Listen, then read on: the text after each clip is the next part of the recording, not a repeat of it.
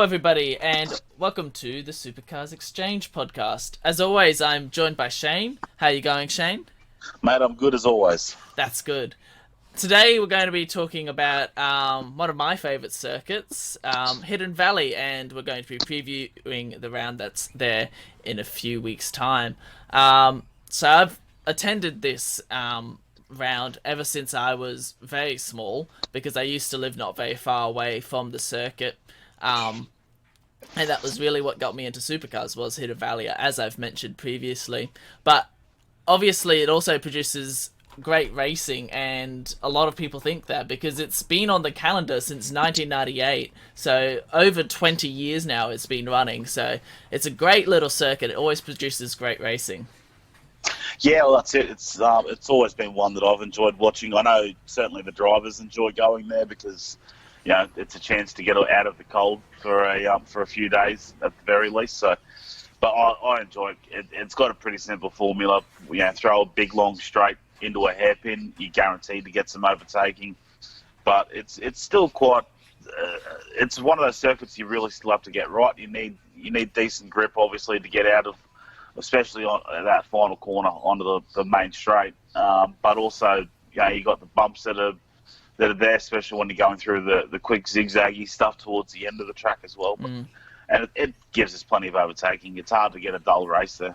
Yeah, it's I think a lot of people also underestimate that like last sector through there because on paper it really just looks like a few little right left kind of kinks, but it really is difficult to try and get the car around that first corner and make sure that you're not just running wide there.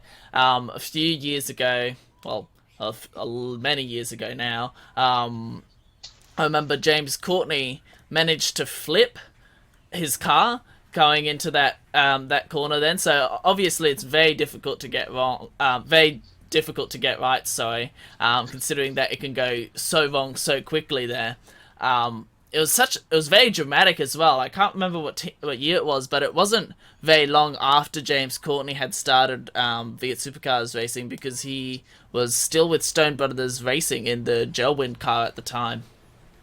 Yeah, it was. The walls around there, they're not forgiving at all. I think a Mm. lot of them have even a bit of earth behind them as well. So there's usually you don't have too much in behind the tyres before it's just solid earth really. So Mm. it's any impact with the wall is probably going to hurt. Yeah. But especially that last sector. You got a lot of braking while turning as well, which for big heavy supercars they don't like doing. So that always. The drivers really need to call on their skill each lap to make sure they get that right. You've only got to get it slightly wrong, and we see with a lot of them, if you only got to get onto the grass or the dirt, and you're not going to make that corner properly, and you're going to drop some spots. So it's always one that makes the drivers, work their hardest. We've also seen a couple other interesting points around the circuit, is especially on the first lap, coming out of the first corner after that long straight. There's always lots of congestion through there. We've seen plenty of accidents through there, and obviously there was that big accident with Caruso where he went spiraling into that wall that had jutted out and broke his arm, I think.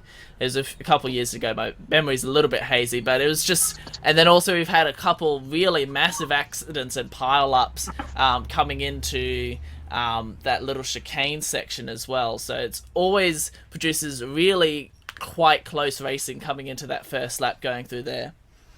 Yeah, that's it, and even up into the valley section, or I think the bowl they call it. Oh, actually, that's Perth. Sorry, but the end of the valley section, you got that hairpin. It's sort of a clumsy little corner, and especially on the first lap or two, it's not hard to see cars get turned around because you're trying to get. You sometimes see cars going three wide into that section, and it's not going to work. And no driver wants to give up a spot, so they usually ends up in someone either being pushed off the circuit or someone being spun around and facing the way they just came from. So it is one of those circuits that although on paper it doesn't look that technical, it actually has a lot of it creates a lot of good racing, as we've mentioned.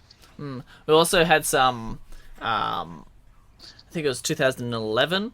There was a video Supercars posted on their Facebook a few days ago of a very dramatic restart where we ended up with I think like 4 or 5 cars wide coming into the first corner. I think it was Winterbottom ahead, and him and Jamie Whincup just went flying off it. It was so controversial back then as well, because obviously those two were fighting for the championship. So, but just because just because that front straight is so incredibly wide, you just end up with like drag racers literally going down there. It makes sense because they've got that drag strip right beside it as well. Yeah, that's it. I know, because I watched that video as well, and I thought, like, what is Frosty doing? Like, he's waited so long to get on the gas. Normally, you'd sort of do it like just as you're getting through the last corner, but he waited so long, so it was going to be pretty easy for Whincup to work out when he was going to go. Yeah. And I think he just got to he's just gone at the same time. Yeah. And everybody else is, piling up behind him because everybody else is expecting to come out of that final corner and get on the gas. And all of a sudden, hang on, we're still doing 80. Yeah. And so I wasn't surprised that all happened. I'm not sure what Frosty thought on that day, if that was a good theory for a restart. Especially with still such a long straight, and it did not work. And I think he ended up at the back of the field, and Whincup still ended up losing some spots. So it was just one of those moments that we really enjoyed Darwin for. Yeah, it's interesting because we haven't seen anyone else pull that kind of maneuver. So clearly, it's not a very good maneuver to pull, especially along that very long straight. We've also had some amazing finishes there as well. Obviously, Hidden Valley was where Craig Lowndes ended up getting his 100th win, so obviously that's pretty special to me as a Craig Lowndes fan. But it's also just because he also has the most amount of round wins there, with 4 round wins, just ahead of Jamie Whincup on 3. So he's obviously very successful there. But it's also it's pretty even between Holden and Ford, with 10 wins for both of the manufacturers. So going into this year, it'll be interesting to see whether we see Ford or Holden, or even possibly Nissan, getting up there, because obviously the Nissans are starting to get a little bit stronger in these last few rounds. It'll be interesting to see whether they're able to match the straight line speed of the Mustangs and the Commodores. Yeah, I think I think they might go backwards a little bit here, maybe, because that straight line speed is something that they tend to not be as good at. But they'll still be up there. Like, you see how well Heimgartner has been able to wrestle his Nissan around all year so far. So I wouldn't put it past him that he can finish in or around the top 5. Maybe he might even be able to jag a podium. You just never know. But I would think that I think it's pretty easy to work out who the favourite's going to be going into this race weekend. It'll be it's almost a case of who's going to finish third behind the two shell cars. But that's again, anything can happen. We've touched on how easy it is for incidents to happen on turn 1. Like you might have a desperate Van Gisbergen or or anyone, try and make up those couple of spots early and just get it wrong. So, like, it's certainly not it's not done. So it's not, you can't pencil it in just yet anyway. Yeah, it's interesting because we saw like that incident between McLaughlin and Coulthard on the first lap of the first race in Winton. So I wonder if we might see that kind of aggro again.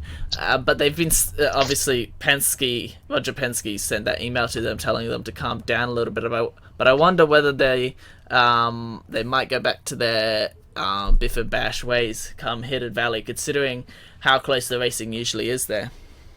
Yeah, well, I think the team will still, let them go and do their thing. It'll just be, definitely make sure you're leaving that car's width there, and if one or the other has the corner, just concede, fall in behind, and press on. So I think I think it was just a gentle reminder that the team still sort of got to come first, and that it doesn't matter who gets the win on the day. It just make sure you try and get the 1-2 because Yeah. although that wasn't a guarantee in Winton that they were going to finish that way, but you would have thought that they would have been both up on the podium at the very least. So, I think that was just it. As they know that it's cost them a lot of points for not only for Coulthard but for the team's championship as well. It's cost them a bucket load of points. So, and they'll be desperate to get that back after losing it last year.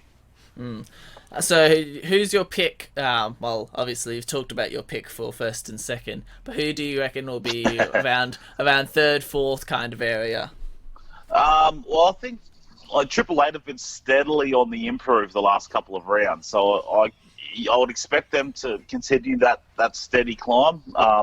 But it's mainly been Whincup who's been the one who's been doing the improving, and he was the one that was on the back foot a couple of rounds ago, like Phillip Island and that. So it might even switch around now. We might see Van Gisbergen step up now, and then Whincup might have to sit in behind him. So, but I would expect them to bounce back a little bit more again. I would think Erebus. It's one of those tracks like we've seen Reynolds go well there in the past. He's had a race win.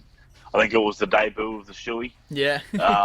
For Reynolds anyway. So that was a while ago. He won there in the FGX, I think, in 2015 as well. So it's one that I think he goes well at. So I'm expecting Erebus to be strong there as well. So if we can have 3 teams or 4 even with Tickford, I think they've been on the improve a little bit more over the last few weeks as well. Strangely, we've seen Waters fall back a little bit. He was probably almost, you'd argue, along with Mostert, the leading Tickford driver. But they've sort of dropped down a little bit now. I think even Will Davidson might have sort of genuine pace over him even. So I think, Davidson's perhaps even, sort of the second best Tickford driver at the moment. And we've seen Holdsworth improve a bit more over the last few weeks as well there. So there is a real fight on the pecking order within Tickford. I would think that if we can see 4 teams all jostling out like that, between those 4 teams pretty much makes up your top 10 anyway. So I think it'll be between those 4. Obviously DJR will have they'll go in as favourites, but if we can maybe even see one of those other teams, Jag Pole, it would certainly make it interesting for the race. I was thinking about this. It was a little bit too early in the season when I first thought about it to actually say it, but I was thinking really the reason why we had such interesting racing last year and in the previous few years is really because just the inconsistency of most of the teams made the racing really interesting. And now that DJR Team Penske has become so consistent and not so consistent, they've just become consistent and fast, and that just means that they're now just above the other teams, just by that little bit enough that they're now just dominant, because besides from DJR Team Penske, the teams below, it's all just all over the place, like we've been saying. Like most of the teams are really quite inconsistent with their results. That's why it's thrown up such interesting results, basically from second backwards, kind of thing. Yeah, well, that's right. And last year, obviously DJR was still they were fairly even throughout the year. I think Van Gisbergen got 8 wins and McLaughlin was 9 in the end, maybe. And which is, between those two, that's a third of the race wins there. So they were fairly consistent, but they had some bad results in amongst that as well. Yeah. And we haven't seen that really from McLaughlin this year at all, except for that race in Melbourne.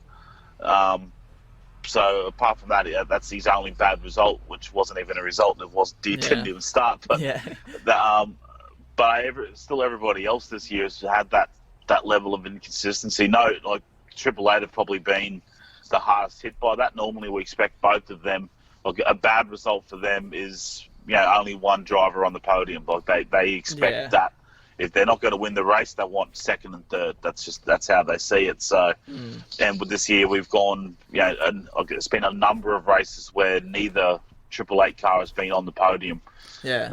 which is just unheard of. Like you'd have to go back to, early in their Better Electrical days, running the BA Falcon, since we've seen that level of results, like all the lack of results from them. So yeah, it's interesting though. But it gives everybody else a chance. Like obviously, DJR's got their stuff worked out, so they're just carrying on winning. But it gives some of those other teams a chance. The funny thing is, some of them aren't taking that chance either. They're not.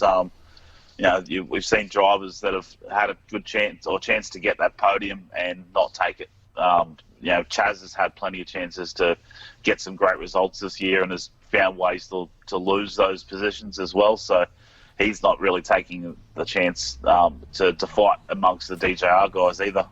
Yeah. On the support category side for this weekend, we don't have major support categories. We have the Porsche Carrera Cup, and we have the HQs, which is a series I didn't even know still existed.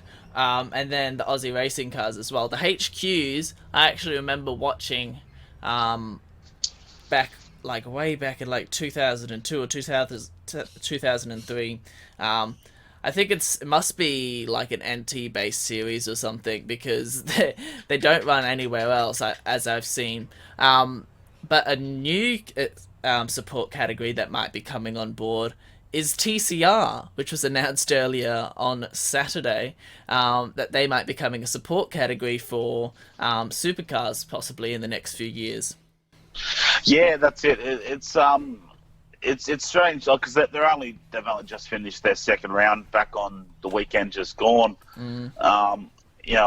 After trying to sit down and watch the first round, it was entertaining.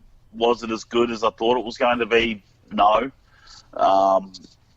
Obviously we're both supercars fans. We like the noise. We like the theatre of that. Yeah, they're obviously a lot faster. Although the TCR cars are no slouches, but the TCR cars take each other out all the time as well. They do have a tendency to rub panels more, which does improve the entertainment there. But I guess the difference being just an iron-on supercars fan is, if I'm busy on that weekend, I'll record the race and I'll watch it as soon as I get home. And I'll stay off social media. I'll do what I can to avoid the result.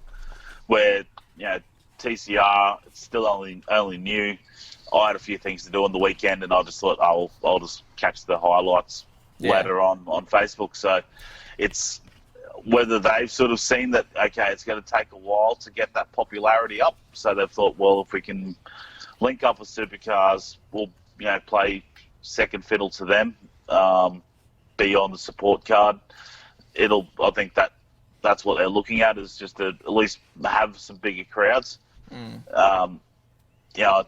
But I think the bit that'll be hard is that, we're not really seeing it in Darwin this weekend. There's no there's no Super 2 or Super 3, no big ticket support category there. But they normally do have a pretty full card of supports. You rarely ever go into a round and think, really, the supports aren't overly good this weekend. So I think Tassie earlier in the year was a bit below par. But the Porsches aren't bad to watch. So they'll be lapping similar sort of speed to the supercars. So it's certainly one of the behind Super 2 is probably the most major support category. So maybe not the most popular, but it's certainly one of the bigger ones. So you go. I was just going to finish off that. I just think that it's going to take them a while to get that up there. But whether they can gain that popularity piggybacking off supercars, because with having all those other major support categories that they have, is it going to push one off? Like, are we going to see the Toyota 86 series disappear off the supports, and that might have to go back to the Shannon series or something like that? Like, you would hope not, but if 4 or 5 of the TCR rounds are going to be on the support category for supercars, then something will have to miss out, and you'd be interested to see what that is. I think it's for when really it's just like travel costs. So like places like Perth and Darwin and Tasmania, they were all gonna have not amazing supports, but still, like, obviously, like you were saying, they still have pretty good supports. Um, it's a bit weird because they have Super 2 and Super 3 now, so they got those two categories that they have now, like two main supports for it, but obviously they don't go to every round. Obviously, I think it would be better if TCR was to be support categories at like street circuits, because I think that's where TCR is going to be good to watch, because like Yeah, tight street circuits like Townsville or Newcastle or even Adelaide. Obviously, Adelaide is massive, so it might not get in there. But yeah, I think they should be running at circuits like that, looking at possibly street circuit supports, because obviously street circuits aren't shut down more than once a year for supercars. no, you're right. So that's gonna be where they should be looking at, really, if they're going to be going there, because at places like Eastern Creek and like long flowing circuits like Eastern Creek and Phillip Island, which are the two circuits that they've run at so far, I think it's a little bit too long and too wide for them. But if they look at circuits, maybe even Winton or Queensland Raceway, which are much shorter but still permanent racetracks, they could look at something like that and possibly have more intense, tight racing, because I think we saw both the Tanders take each other out at some point. I didn't actually get to watch it, but I think Leanne took out Garth, or Garth took out Leanne or something. So that would have been an awkward dinner. Yeah, absolutely. But you're absolutely right, though. Like, I think, and they're probably the ones that they're going to look at if they're going to jump on board. They'll maybe want to join in at Newcastle or Townsville or the Gold Coast or something like that, because it's expensive setting up a street circuit, and between supercars and the the local state government that get the funding together for that, they'll just piggyback off that and let somebody else take care of that cost. They don't have to find it themselves. So that's the smart way to do it. And I think that's where, like, on any of the European TCR races that I've seen, the street circuits often are the more entertaining ones. Yeah. So I think that'd probably be where they're going. If they're going to piggyback off two or three of the circuits, then the street circuits will be the one they shoot for. But like you said, like Winton, it kind of has a bit of a street circuit feel to it because it is very point and shoot. So Winton, that's going to be where we see it. I have heard that maybe they should be targeting a lot more of the country circuits, ones that we don't no longer see on the supercars calendar. That would be cool. So like some of those circuits that out in the country a bit more, where they're only short circuits, but like at least it gives them, like, people out in the country a chance to see some more racing too, because obviously supercars can't get out to every circuit in Australia. It's already a fairly packed calendar as it is. So I think that'll be something that they could look at, is to go hit up some of those circuits. TCR at the Thunderdome next year. You heard it here first. That'd be cool to see him on the banking going around there. I don't even know how well that works anymore, that banking. I think it's deteriorated. I think they'd probably fall off. Yeah, that's it. I think they crash enough as it is. I think the banking would just contribute to more. The race will be over after a lap. It'll just be whoever hasn't crashed after lap one, they're the winner. Yeah, exactly. I think 24 Hours of Lemons is running there, like the $1,000 cars. I think they're doing a 24-hour race at the Thunderdome. I don't know whether they're actually using the actual Thunderdome, but I think they might be. I think that was like the main draw point of them racing there, because they actually get to go around the actual one. So it must be a good enough repair in order to run your AU Falcon around it. So yeah, that's it. Well, you can't kill an AU Falcon. They'll go on. They'll outlive cockroaches. Yeah, like we discussed in the last podcast. That's it.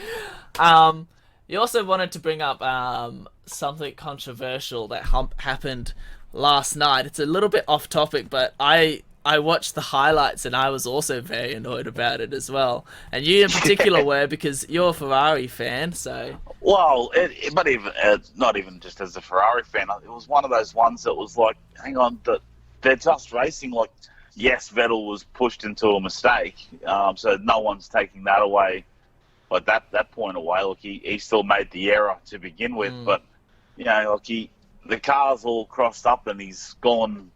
Well, when he's trying to get back on the circuit, he's still trying to gather it up because it's such a quick little chicane. Yeah. And then we heard Hamilton come across the radio. Oh, he cut me off, and that's a dangerous rejoin. A few laps later, they announced that, we're going to be investigating it. And then all of a sudden, probably another 5 laps after that, he's got a penalty. And it's like, wow, that took a while. Yeah. And it was just out of nowhere. Like, they'd looked at the replays, the commentators, the pundits in the pit lane, all of them thought that, all right, it's a racing incident, move on. All of a sudden, it was just, oh, wow, hang on, Vettel's got a 5-second time penalty for that incident. It's like, it blew up. And I was at work last night. I was just had it on my phone, and I was just like, no. Like, I just couldn't believe it. I just thought, like, really? Like, they've just ruined such a good race. Yeah. It wasn't just because, I want to see Ferrari win. It was just, they've taken away that fun that was going to be the ending, because it was coming down to the wire. Like, Hamilton was really pressing the point. And it took it away. The other bit that I thought was just, like, it ended up getting a bit of an amusing bit, because Vettel, he was obviously wasn't happy, so he didn't go park up where they normally park up. He just parked up where all the other cars go. I don't think he wanted to go to the podium. But eventually, someone said, "Mate, you've got to, because you'll." I think fined. they can get a pretty substantial fine, and I don't know if it has any effect on the race result, but maybe it does. If it was a 20 grand fine, I think Vettel would have happily paid that. But so it must be more significant. It might even be a disqualification from the race, maybe. Yeah. So he went there. He changed the signs around, which I thought was quite funny. But the other bit that I thought was strange was when Vettel's come out the podium, there was cheers. Hamilton, you knew, was going to get booed, and they actually muted the audio on TV. Yeah, you could hear them turn down the audio, and you could still sort of hear the boos in the background a little bit, but they were so muffled. And I'm like, no, that is not the genuine audio. They have edited that, and I don't know if it was like Formula One management that said to the broadcasters, or Liberty, that have said, no, you cannot let that audio go out. That's got to be muted. Because you could still hear the commentators talking normal, so it wasn't like there was a sound issue. It was just like, in that brief moment, all the sounds, the background noise is turned off, and then, hang on, it's died down. Hang on, it's back on again. It's working. So whoever's decided to, look after, the brand is kind of just like they've admitted that something's gone wrong today, and I just thought, like, it's just one of those. Like, we see it in racing all the time, like, even in Winton, not to the same glamour spec that the Canadian Grand Prix has, but we've seen a controversial moment there. We've seen it again at the Canadian Grand Prix. F1's a global sport, and they've been struggling, I think, with a bit more of an image issue lately. Yeah, they're losing fans hand over fist since the new hybrid engines have come in. I've been slowly losing my passion for the sport over the past year or so. Yeah. And like last night, it was just like, hang on, you've just taken the racing away.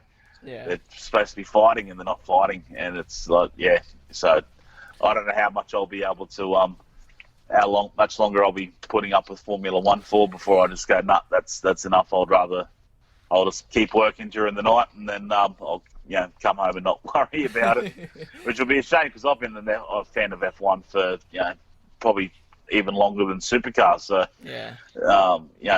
So for it to give up like that would just be it'd be a big chapter to say, I've been a fan of that for such a long time. It's like it's like giving up on your favourite footy team. So no, I'm no longer a Broncos fan. Yeah, I'm not going to watch footy. So it's a pretty hard thing to say, but when the sport has been on this steady decline over the past few years, and the racing doesn't improve, you see less and less overtaking each year. Something's got to give sooner or later. Yeah, it's interesting because like it's supposed to be like the pinnacle of sport, but I think they're like pinnacle of motorsport. Sorry, but I think they're like forcing that agenda too much, and like obviously Mercedes has done an amazing job at building such a dominant car, but they're really just not focusing on the racing anymore. It's more just the massive advancement of the technology that they use in it, because it's just mind-boggling what the lengths that they go to. Also, if people think if people aren't a bit clueless as to what we'll talk about the Canadian Grand Prix where Vettel kind of locked up, went off at the third corner, and kind of cut the chicane and like slid back onto the circuit basically because he had no control after hitting the wet grass, and then kind of squeezed Hamilton against the wall because he didn't have much control. But then, yeah, if people think supercars is bad, they should really have a look at F1 and see the interesting decisions that the stewards have made over the years. Yeah, that's it. Yeah, I thought it was a bit of a joke, but like you were saying, the technology that's in F1 now is just like it's cutting edge. Like my hat is still taken off to the level of technology in these cars, but it's still supposed to be entertainment. Like you look at supercars, it's just a V8 bolted into a car and send them out racing. You know, it's still fairly primitive motorsport, even though the technology's picked up in that. But the cars have become that good now, and the drivers are all that good. There's just hardly anything between them, or at least the top three. Like it is basically a two-tier race now. So yeah, you see, if you're not in Ferrari, Mercedes, or Red Bull, you've got no chance of winning. Yeah. And it's all the rest are just hoping for points and hope that the guys up ahead crash, and then they might have a chance of getting a podium or something like that. For them, finishing fifth is a huge achievement if you're in a Renault or Racing Point as it's now known. Because it means you've beaten a couple of those big guys, but usually that means they've probably crashed out or had a failure as well. So, and after 5 years of Mercedes dominance, it's gotten boring. We are seeing obviously DJR have such a dominant year this year, but that's coming off the back of more than a decade of pretty solid dominance from Triple Eight, and it's their first year really of winning this much. If it goes on for 2 or 3 years, I'll be the first one to say, hey, someone else needs to step up here, because it's just too much of the same. You want to see a mixed bag of results. You're not seeing that in Formula One, and haven't for quite a while. I've forgotten what I was going to say. It's just like they've just forced so much technology into it. It's just now become so incredibly overwhelming, and it's just become just a mess of just how much technology can we cram into these cars. Also, when you talk about the Triple Eight dominance, it was also like broken up by years of like other manufacturers and other teams winning at the same time. Meanwhile, with like this Mercedes dominance, it's just been straight Mercedes the whole time kind of thing, winning the championship anyway. Yeah, we've seen like Vettel was right in the hunt. He was leading the championship at certain points last year. He ended up, it's easy to say he's cracked under pressure, but at the same time, you knew Mercedes had found something else. Like Vettel, he's overdriving the car, and it's probably what caused him to make mistakes. But he's coming up a car that can win just cruising around. Like they can, if they qualify on pole, they skip away, they get a bit of a lead, and they just hold it there. And that's not racing. The only time, and when you do see them have a bad qualifying, like miraculously Hamilton can go from 15th up to 5th in a matter of a few laps, and it's like because they've wound the engine right up for once. They've got so much in reserve, and so you have, which is why we don't see them break down, because they're never pushing at the front. They'll only do it when they need to, where Ferrari and Red Bull are always on the limit, and it makes it harder for them in the end, because then they break engine components, and then they have to cop a penalty for it, and so they makes it easier for Mercedes again because they know at some point in the season their competitors are going to start 10 places further back again. So it's such a frustrating sport to watch now. We've seen so many terrific qualifying performances get undone because we know they have to take an engine penalty. Yeah. And that just becomes a bit of BS again. So they've definitely made the sport hard to watch over the past few years. But even going back to supercars, like you said, even throughout all of that Triple Eight dominance, there was still, we've seen Courtney step up and grab a win. We've seen Frosty step up and grab a win there as well. Davidson as well. You had Davidson, challenge for the championship at the very least. So there was always sort of someone else right there. Even though it was Triple Eight who ultimately ended up getting all the wins, but again, it was always worked on that parity system, and there's no parity in Formula One. If you've got a 1 second advantage, you've got a 1 second advantage, and there's no one's going to slow that down. So. And we've pretty much seen that. Like Mercedes has just had the best engine. They've also had a very good chassis to go along with it. No doubt, I reckon if you threw a Mercedes engine in a Red Bull, that Red Bull's probably going to start winning. And Ferrari probably, they reckon they've got the best engine now. Possibly do, but they just definitely don't have the best chassis. So it's just, again, you can always say, well, if you haven't got the best car, bad luck, find a way to make the best car. It's how Formula One's worked for decades. But when we've got to this level of technology and the skills that go into building a car at the levels of engineering, the cars are that good, they're that cutting edge that they need to make the cars a lot worse so they can almost start again. Like if you put them back to 90 spec cars, then it's going to they're going to be sliding all over the place. They're going to handle poorly, and that's when you want to see drivers at their best, which is what we see out of supercars. We see them, you'll see them dance a bit, as they're coming out of corners. They're really ginger on the throttle, especially in the wet. They'll be, they can't just slam on the brakes because they will lock up. They've got to be careful under brakes. It's all of that sort of stuff. So even though supercars is a bit, if the cars were made a bit worse again, that'd be nice. But Formula One's just too good now that it's kind of killed the racing. Before this turns into an F1 podcast, because we know that there's plenty of those, we'll wrap it up there. Thank you very much for joining me, Shane. Have you got any closing comments for us? No, just looking forward to Darwin. It's always a good round up there, so I'm looking forward to seeing what happens. And like I said, DJR will be the team to beat, but we'll see if anyone else can cause a few surprises. Thank you very much for joining me, as always. No worries, mate. And we'll thank you all very much for listening, and we'll see you all next time, hopefully at Hidden Valley. Bye.